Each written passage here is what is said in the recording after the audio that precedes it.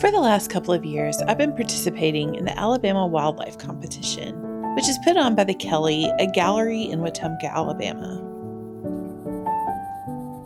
This year, I decided to draw a family of mallards. I was already excited about capturing the vibrant green and blue of the male mallard's head, but what really surprised me was how satisfying the beak was to draw and color. I've never really looked closely at a duck's beak before because they're usually not right up in your face. But while I was focusing on the details in the reference for this drawing, I noticed how the upper ridge is kind of flat and slopes down on the sides. It creates such an interesting form, and the color is such a lovely shade of yellow.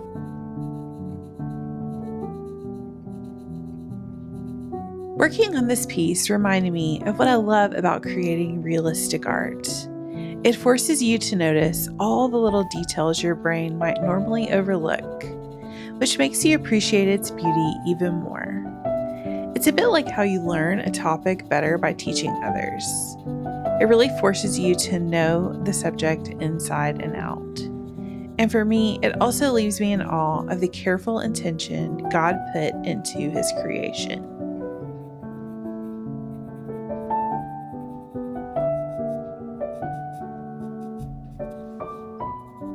To enter this competition, you have to choose from a limited number of wildlife on a list they give you, and they aren't always the most beautiful creatures at first glance. But as I've explored the gallery of the artworks, it's such a good reminder that beauty can be found in the details, like the curve of the beak, the shape and color of the Cooper's hawk eye, or the lines of the feathers and the texture they create on the body of the bobwhite.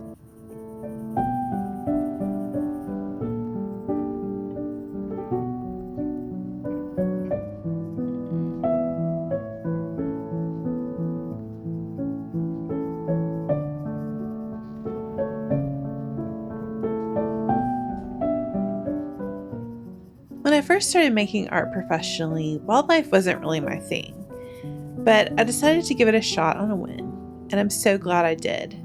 Entering this competition has pushed me out of my comfort zone, not just with the colors and textures I usually use, but also with the size of the pieces.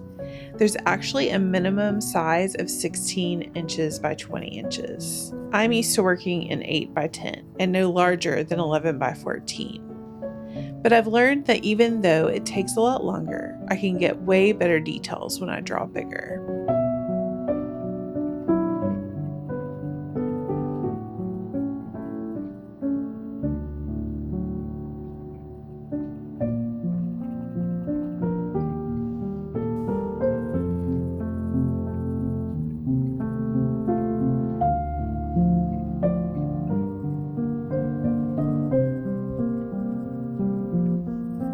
So I still have a ways to go on this piece, and now that I've finished the male mallard, it's time to move on to the female and the duckling. Even though their colors aren't as vibrant, I know I'll learn something new about what makes them beautiful too.